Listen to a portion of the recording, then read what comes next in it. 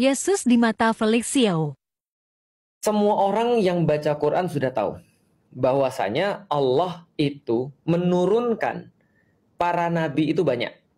Di dalam Al-Quran kita sudah sepakat bahwasanya ada 25 nabi dan rasul. Gitu kan ya. Ada lagunya. Mau saya nyanyiin? Tentu saja tidak, gitu kan, saya juga nggak mau. Itu kan ya. Ya, yang Adam, Idris, Nuh, Hud, Solih, itu kan kayak gitu-gitu ya. Itu kan ada 25 nabi dan rasul. Yang kemudian kita sudah sepakati di dalam Islam. Dan kita tahu bahwasanya ketika Allah menurunkan nabi dan rasul itu bukan khusus hanya untuk orang-orang dalam tanda kutip muslim. Ini tolong jangan dipusingkan dengan pembahasan definisi Islam dan Muslim ya. Tapi anggap aja gini, definisi Islam yang kita bahas dalam video ini adalah Islam adalah agama yang diturunkan pada Nabi Muhammad dan Muslim adalah umat Nabi Muhammad. Gitu dulu yang kita sepakati ya. Jangan bahas yang lebih rumit dulu. Kita bahas itu aja. Artinya 25 Nabi dan Rasul ini diturunkan kapan? Menurut Bible, menurut Alkitab, Adam itu dia juga akui, dan Adam itu turun berapa ribu tahun tuh? 7.000 tahun atau 6.000 tahun sebelum Masehi.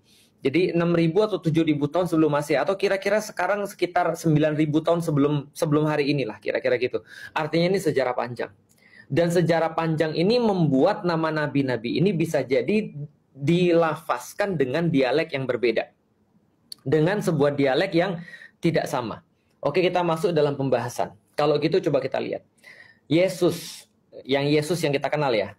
Yesus ini lahir di mana? Misalnya, kita nggak usah bahas Islam dulu ya. Yesus ini lahir di mana? Yesus lahir di Bethlehem. Yesus lahir di Bethlehem. Bethlehem itu di mana? Sebuah kota di daerah Baitul Maqdis. Atau sekarang kita kenal dengan nama Palestina. Berarti Yesus itu, atau Rasul Yesus itu, nggak usah Rasul Yesus. Yesus itu dalam tokoh di dalam Alkitab ini lahirnya di Bethlehem, di daerah Yudea berarti ya, kalau nggak salah ya. Coba nanti dicek aja ya. Pokoknya di daerah Baitul Maqdis ya, daerah Baitul Maqdis di Palestina. Dia lahir di sana, namanya Yesus. Itu yang dikenal Yesus yang sekarang. Itu lahir di sana. Pertanyaan sederhana. Apakah nama pada saat itu dia disebut adalah Yesus? Jawabannya belum tentu. Kenapa belum tentu? Karena gini. Kalau teman-teman ketik, coba nanti klik aja ya. Nanti teman-teman klik aja, coba klik Yesus. Itu dari bahasa apa? Nanti teman-teman akan dapat bahwasanya Yesus itu adalah bahasa Yunani. Asik. Bahasa apa? Yunani. Kenapa bahasa Yunani? Karena pada saat itu orang-orang Yunani termasuk orang-orang pertama yang beriman kepada orang ini, Yesus ini. Karena orang Yunani itu tidak bisa ujungnya nggak pakai konsonan, maka dia kasih konsonan S di belakangnya. Karena kenapa? Karena Yesus ini lahirnya di Bethlehem, dia bukan orang Yunani. Dia orang Yahudi.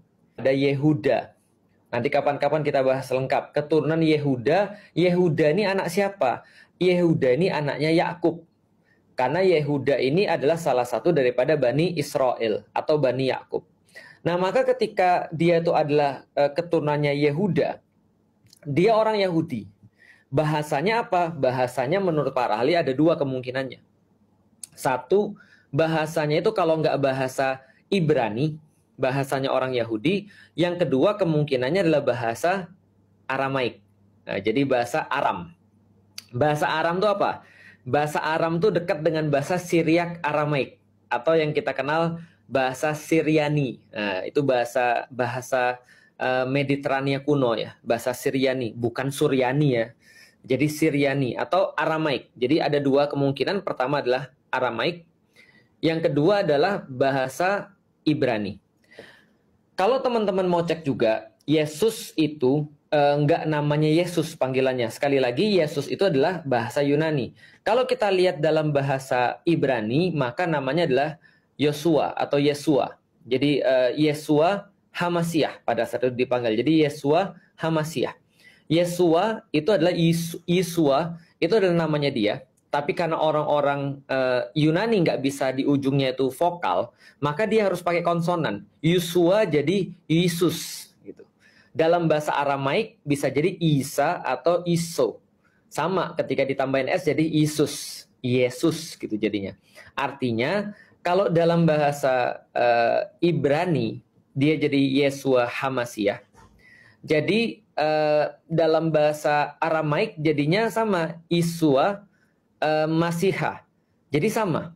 Nah, teman-teman sekalian, itu ketika di zamannya Yesus kan ya.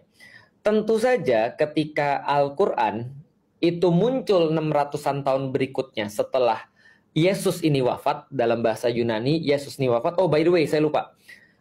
Yesua Hamasiah, ini ditranslate dalam bahasa Yunani jadi Jesus Christ. Jadi Yesus Kristus. Jadi Yesus Kristus jadinya dalam bahasa Yunani. Diterjemahkan dalam bahasa Inggris jadi Jesus Christ. Kira-kira gitu ya, paham ya? Oke, jadi dari Hamasiah jadi Christ. Dari Iso atau Yesua jadi Jesus. Itu ceritanya ya. Oke, kalau gitu kita coba untuk lanjut lagi. Ketika Al-Quran itu diwahyukan kepada Nabi Muhammad 600 tahun berikutnya, tentu saja tempat yang diwahyukannya itu berbeda. Bukan lagi tempatnya di daerah Baitul Maqdis, tapi tempatnya adalah di Jaziratul Arab, terkhusus di Mekah dan Madinah. Berarti bahasanya adalah bahasa Arab. Dalam bahasa Arab, karena dia masih satu rumpun dengan orang-orang Ibrani, masih satu rumpun dengan orang-orang Yahudi, karena sama-sama keturunan Semit gitu ya, maka bahasanya nggak jauh beda. Bahasa Ibrani, bahasa Yahudi itu dengan bahasa Arab itu nggak jauh beda. Maka ketika dalam bahasa Ibrani itu dikatakan Yesua Hamasiah tadi, dalam bahasa Arab jadi Isa Al-Masih. Jadi Al-Masih artinya yang diurapi, yang terpilih, the anointed one, gitu kan ya. Lalu kemudian dalam bahasa Ibrani Yesua Hamasiah, dalam bahasa Yunani Jesus Christ. Sama nggak? Yaitu berbicara tentang orang yang sama. Maria dalam bahasa Inggris Mary gitu kan ya. Dalam bahasa Arab jadinya adalah Maryam. Itu nggak ada bedanya gitu loh maksudnya. Secara kita penceritaan tentang orang ya. Cuman ya tadi, karena kita tahu bahwasanya agama ini kan diturunkan oleh Allah. Ini agama yang satu kata Allah. Artinya adalah apa? Kita menyebutnya sama-sama agama samawi. Atau dengan kata lain, agama Allah itu dari dulu satu. Cuma diselewengkan oleh orang-orang. Menurut pendapat kita begitu. Walaupun kita tidak menuduh orang lain seperti itu. Tapi menurut keyakinan dan pendapat kita. Artinya teman-teman sekalian, gimana kita bisa mengatakan nggak mirip, orang agama ini nurunin sama, gitu maksudnya.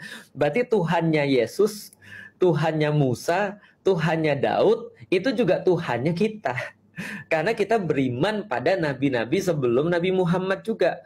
Bahkan di dalam Al-Quran dikatakan la nufarriqu baina ahadim mir rusulih. Dan kata Allah, kami tidak pernah membeda-bedakan antara satu nabi dengan nabi-nabi yang lain. Gitu maksudnya. Artinya apa? Artinya ya kita berbicara dengan orang yang sama.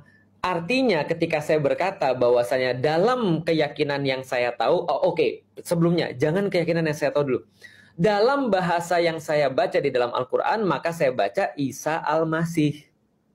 Itu kan ya, atau Isa ibnu Maryam, Isa Al-Masih.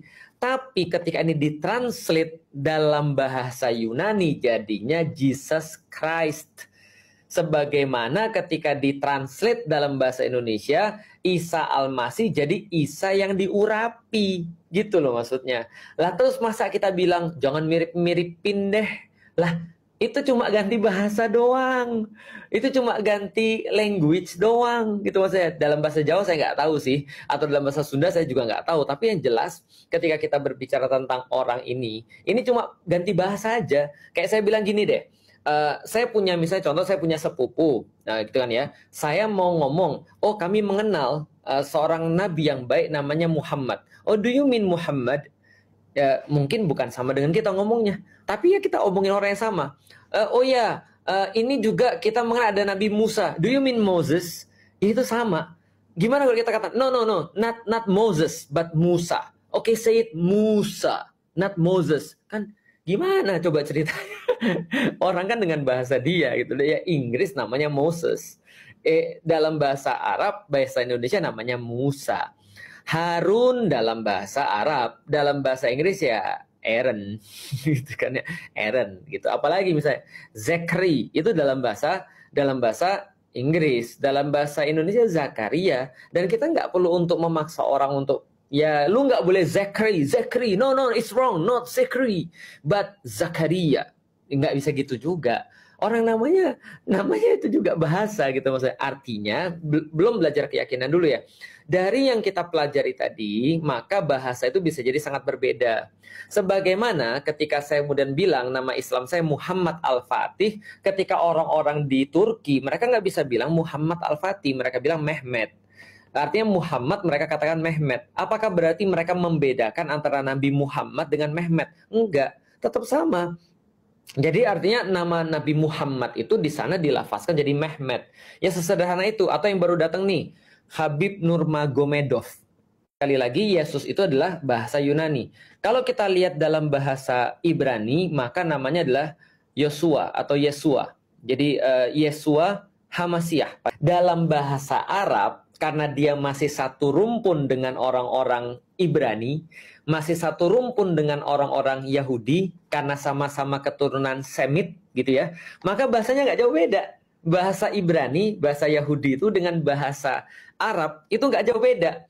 Maka ketika dalam bahasa Ibrani itu dikatakan Yesua Hamasiah tadi, dalam bahasa Arab jadi Isa Al-Masih.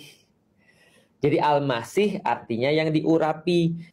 Maka kalau ada kesamaan di antara mereka, pasti ada kesamaan misi. Pasti ada kesamaan misi di antara mereka. Apa misi mereka? Menyembah Tuhan yang satu.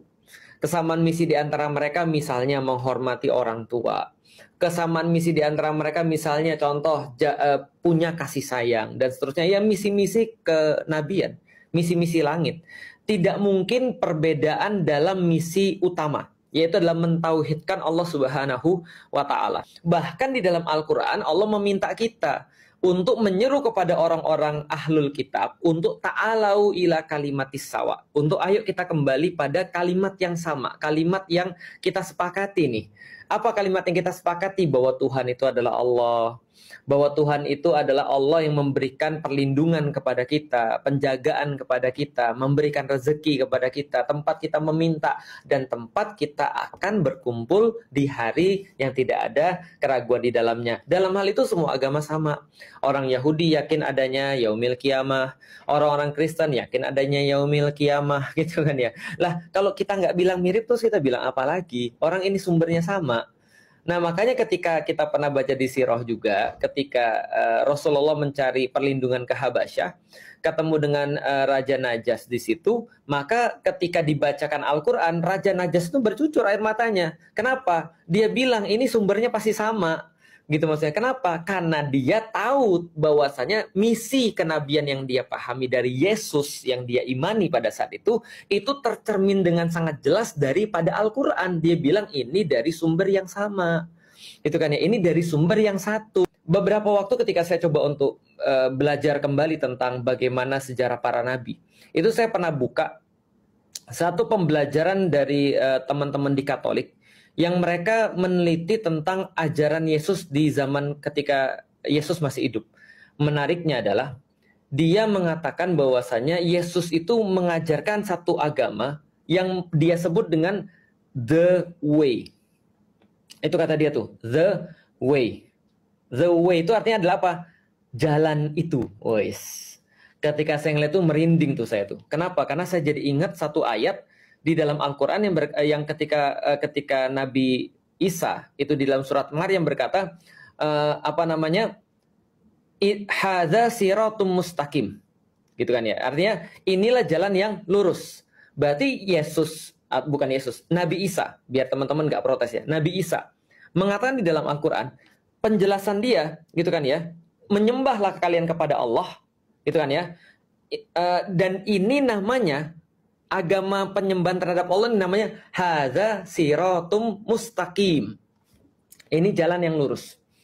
Kan gitu. Lah artinya ketika itu dikatakan, itu kan mirip dengan yang dikatakan oleh pendeta-pendeta tadi atau pastor-pastor tadi. Ketika Yesus menjelaskannya, ini adalah jalan.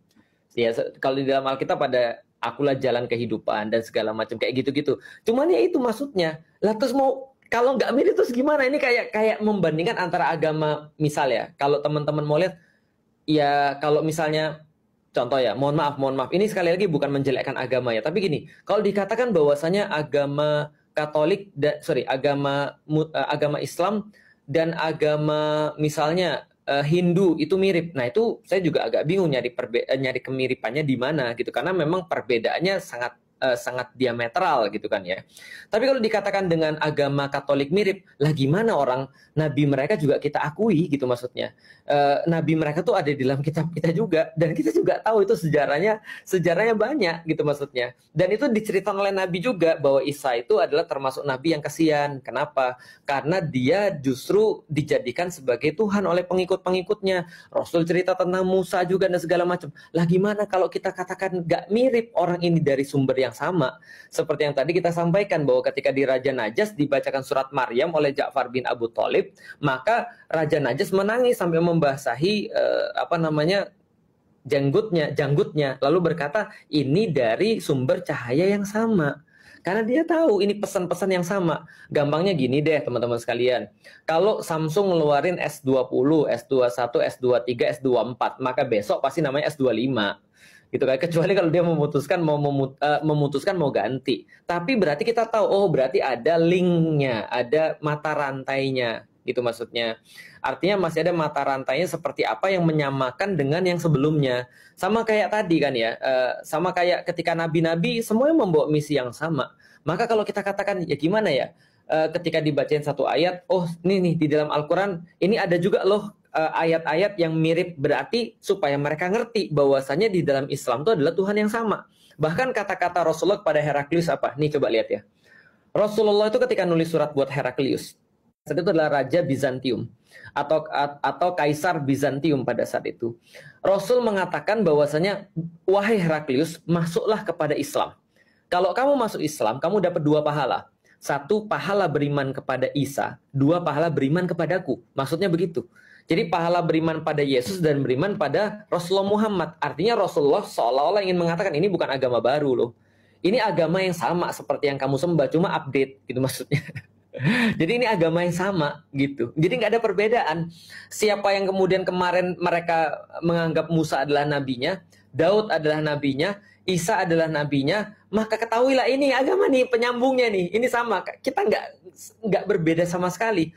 Itu perkataan yang sama juga seperti Yesus ketika mengatakan pada kaumnya, saya cuma datang untuk menggenapi yang sudah datang sebelum saya, kan gitu. Artinya ada apa? Artinya saya pada saat itu ketika melihat Islam, saya melihat, loh ini nggak ada beda. Bedanya apa? Bedanya saya dapat versi yang lebih update. Saya dapat versi yang lebih baru. Sehingga versi-versi yang sudah lama dalam tanda kutip itu adalah sudah dicakup oleh ini. Saya tidak harus menghilangkan keimanan saya pada Yesus ketika saya masuk Islam. Saya tidak harus menghilangkan keimanan saya pada Yesus. Saya tinggal nambah keimanan saya pada Nabi Muhammad. Gitu maksudnya. Apa masalahnya? Nggak ada masalah sama sekali kan. Ya, contoh lagi ini misalnya ya. Baptis. Baptis itu apa sih? Baptis itu sakramen di dalam Katolik yang itu dimandikan. Pertanyaannya sederhananya gini, kapan baptis itu dilakukan? Ketika ada orang menerima keimanan di dalam agama Katolik, salah satunya ya, itu yang dilakukan, dibaptis. Seperti ketika Yesus dibaptis sama Yohanes. Kalau kita, Isa itu pernah sama Yahya, satu hidup satu zaman. Nah, ceritanya di dalam Bible itu, Yesus dibaptis oleh Yohanes. Dengan cara apa? Dicelupkan di Sungai Yordan. Kan gitu. Nah, pertanyaan sederhana, ketika orang masuk Islam gimana coba? Ada nggak aktivitas-aktivitas yang mirip-mirip kayak baptis itu? Ada nggak kira-kira? Ada. Maka ketika Musa bin Umair mendatangi orang-orang di Madinah, lalu orang-orang di Madinah, termasuk Usaid bin Khudair, termasuk kemudian Sa'ad bin Mu'adz, ketika bertanya, kalau kami mau masuk Islam, gimana caranya? Maka Mus'ab menjawab dengan apa yang dia tahu dari Rasulnya. Yaitu adalah dia mengatakan, kalau ada orang pengen masuk Islam, maka dia mandi, lalu syahadat, lalu sholat 2 rakaat. Artinya ada yang sama-sama kayak gitu kan ya. Artinya ketika orang-orang Kristen atau Katolik dia dibaptis itu kan sama kayak mandi, menghilangkan hadas lah kalau kita kira-kira gitu. Itu kan ini bukan mirip-miripin, ini ngasih tahu gitu loh maksudnya. Contoh kayak tadi, Ada orang nanya, ada nggak sih Jumatan di dalam agama lain? Nggak ada, tapi ada yang mirip. Misa namanya, kayak gitu. Ada nggak sih yang mirip-mirip dengan mandi wajib? Mandi wajib nggak ada di dalam agama lain, tapi ada yang mirip, baptis. Misalnya kayak gitu-gitu kan ya. Artinya, ada nggak sholat di dalam agama lain? Agama Kristen nggak ada sholat, tapi ada yang mirip-mirip. Nah itu maksudnya tuh. Artinya, bukan berarti kita membenarkan kesalahan-kesalahan yang kita anggap salah atau yang dikritik di dalam Al-Quran yang jelas-jelas salah. Seperti menjadikan Yesus sebagai Tuhan. Enggak. Tapi cuma dikatakan bahwa tokoh Yesus ini kita juga akui. Cuman sebagai nabi. Dan itu yang pengen kita jelasin pada mereka. Sehingga ketika saya masuk Islam, saya nggak perlu membuang keimanan saya terhadap Yesus. Tinggal nambahin keimanan saya terhadap Nabi Muhammad.